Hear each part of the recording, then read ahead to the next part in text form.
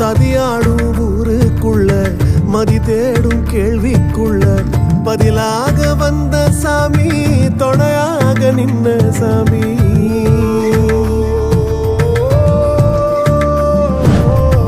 கதிராடும் சோலைக்குள்ள வெயிலாடும் வேலிக்குள்ள நதியாக வந்த சாமி, பொதியாக பூத்த சாமி.